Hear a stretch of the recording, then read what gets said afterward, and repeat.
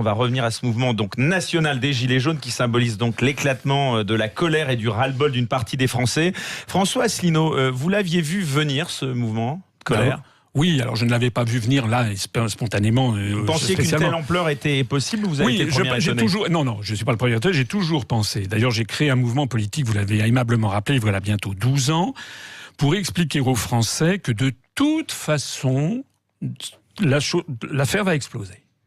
Puisque de toute façon, Monsieur Macron, par exemple, n'a aucun pouvoir comme ses prédécesseurs. Il va écrire une lettre demain. Oui, mais le débat national va avoir lieu à partir de mardi. La seule lettre qui intéresserait les Français, c'est sa lettre de démission. Voilà.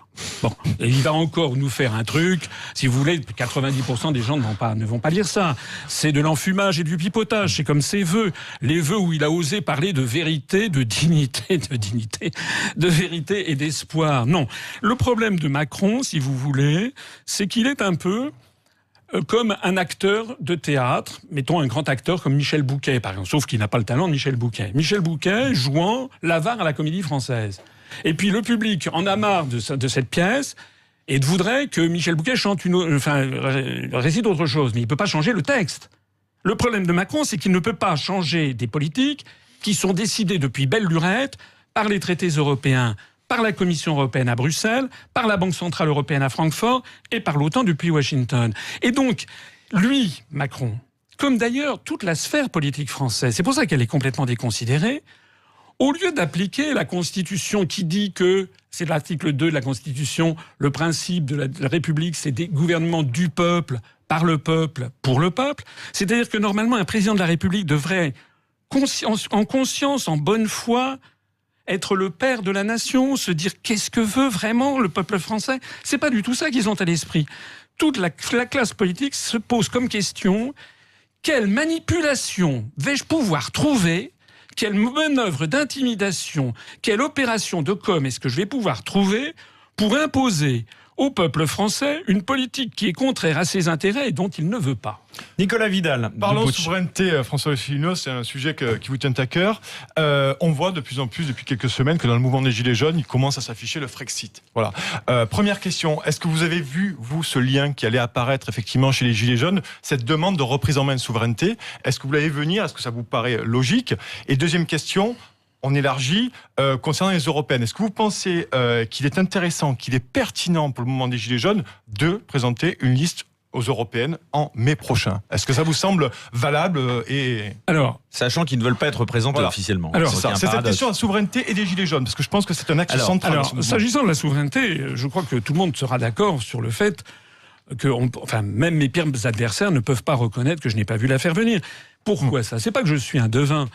Moi, je suis pas sorti de la cuisse de Jupiter. Je suis un Français, j'ai bien travaillé quand j'étais petit, j'ai fait des études difficiles, etc. Je suis arrivé, vous l'avez dit, dans les cercles du pouvoir. Et qu'est-ce que j'ai découvert dans les cabinets ministériels? Et j'ai accompagné Mitterrand en Corée, au Kazakhstan, comme Chirac à travers tout le monde entier. Donc j'ai vu deux grands dirigeants qui étaient de bords opposés. J'ai découvert, à ma grande stupéfaction, dans les années 90, qu'en réalité, même le président de la République n'avait plus de pouvoir. Tous les grands choix étaient fixés par d'autres. Et moi, quand je revoyais mes amis, j'ai des amis, j'ai de la famille, qui sont des Français comme tout le monde, et j'ai été effaré par la différence qu'il y avait dans leur esprit entre ce qu'ils pensaient qu'était le pouvoir du président de la République et la réalité de la situation. Et c'est pour ça que j'ai créé l'UPR en 2016. J'ai jamais envisagé de faire un mouvement politique, mais j'ai constaté que tous les partis politiques en France, de l'extrême droite à l'extrême gauche, en passant par tout l'arc politique, refuse de parler du sujet fondamental qui est celui de la souveraineté nationale.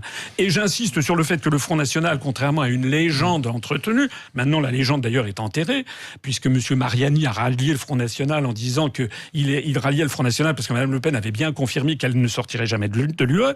Le Front National, contrairement à une légende, dans toutes ses professions de foi, n'a jamais proposé de sortir de l'Union européenne.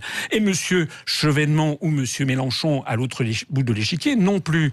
Donc moi je me suis dit, c'est quand même pas normal qu'il n'y ait pas un parti politique en France qui propose une option politique qui est de sortir de l'Union européenne parce que ça va finir par péter. Et c'est en train de péter. Ce mouvement des Gilets jaunes... J'ai une question sur ça. Est-ce que vous pensez que la non-réponse politique de l'exécutif fait aussi que cette Europe-là corsette le débat? Et c'est-à-dire qu'Emmanuel Macron aurait la Commission européenne derrière lui, face à lui le peuple et que sa marge de manœuvre se réduirait. Est-ce que vous pensez que c'est valable? Mais Macron, c'est comme je disais tout à l'heure, c'est comme un acteur qui joue la pièce l'avare de Molière, et le public dirait j'en ai assez que vous soyez avare. Mais il peut pas, il joue une pièce, le texte est écrit. Monsieur Macron, en fait, il est entre le marteau et l'enclume. Il n'a aucune marge de manœuvre, et donc tout ce qu'il essaye de faire, c'est de gagner du temps et d'enfumer les gens. C'est comme le grand débat national. Est-ce que c'est dangereux, non, n'est-ce pas? C'est dangereux un peu cette situation. C'est pour ça.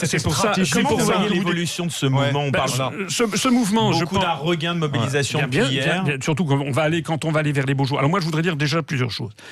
D'abord, je me félicite que ça se soit bien passé. C'est-à-dire qu'il y a une augmentation très substantielle de quelques journalistes qui ont été très vivement violentés. Ça, vous condamnez cela? Je condamne toutes les violences. Les violences qui sont faites effectivement contre les journalistes, contre les policiers. Les violences beaucoup plus graves qui sont faites contre les manifestants. Parce que je sache, on n'a pas vu encore beaucoup chez les forces de l'ordre. Je crois qu'il y a 15 personnes qui ont été éborgnées en France, 4 qui ont eu la main arrachée. On va en parler aussi du boxeur Christophe Pétinger aussi. Je suis pour la non-violence. Et moi, je me félicite je crois avoir vu que là, hier, il y avait des services d'ordre chez les Gilets jaunes pour éviter les violences. D'autant que les violences, on ne sait pas toujours qui en est à l'origine. Bon. Donc, il faut avoir un mouvement, à mon avis, un mouvement à la non-violence style Gandhi. Quand les beaux jours vont arriver, moi je pense que ça serait bien, par exemple, de faire des sit-ins, si vous voulez. Si vous avez l'ensemble des Champs-Élysées avec des gens qui sont assis pacifiquement, qu'est-ce qu'on fait? Voilà. Donc, moi je pense qu'il faut que les Français soient non-violents, mais fermes dans leurs résolutions, et que tous les samedis, ils continuent. On a un blocage. Et puis il faut, s'agissant de la violence, vous savez, je vais vous faire une petite référence historique. En 1815, le 24 mars 1815, c'était le début des 100 jours. Et les Français commençaient à se taper dessus entre les royalistes et les partisans de Napoléon. C'était trois mois avant Waterloo. Et le duc de Berry, qui était le deuxième fils de Charles X, ça arrive, je crois que c'était à Béthune, et les gens commençaient à se tirer dessus, et il dit « Soldats, ne tirez pas, nous sommes tous Français ». Donc il faudrait quand même que tout le monde, les forces de l'ordre, ce sont des Français, comme les autres, qui ont aussi leurs problèmes de fin de mois, comme les Français. Donc arrêtons de nous taper dessus et examinons à fond les sujets. Et toute personne de bonne foi sera amenée à considérer que M. Macron, comme l'ensemble de la classe politique française, n'a pas la possibilité de changer cette politique parce qu'elle lui est dictée depuis le traité de Maastricht, point barre. François Asselineau, le président de l'UPR, est notre invité aujourd'hui dans Les Incorrectibles, en direct également sur les réseaux sociaux. Vous êtes très nombreux à nous suivre en Facebook Live sur la page officielle de Sud Radio.